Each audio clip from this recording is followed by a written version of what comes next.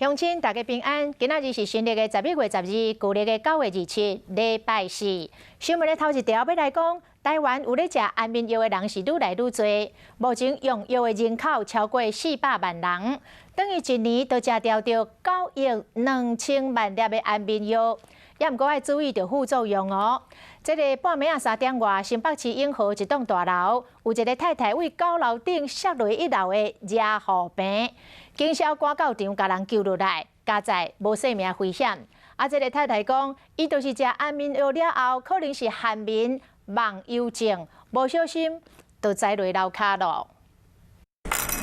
市面上爱困药啊，大部分是透过干扰，也是混乱人体神经系统，才有法度互人困会入眠。因为食药署公布过，若是有4种成分的安眠药啊，进入可能会致使忘忧的状况。今日医生开号发生过类似案例病人。每天固定吃，一定会有耐受度出现，增加我们失忆，就是记忆力不好的危险性。最常见其实是，比如说出来翻冰箱吃，或是煮东西，然后剪指甲剪的，就是早上起来发现手上都是血。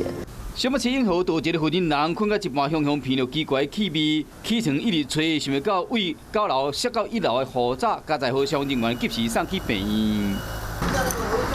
过来跟我讲，就从楼上掉下来，叫那个救护车。这个份人敢若有食爱困药啊，依照研究研究，食爱困药啊3个月到6个月，治疗阿兹海默症的机会比一般人高32%，若食超过半年以上，甚至高84%。想要困得入眠，可能会先伤到大脑。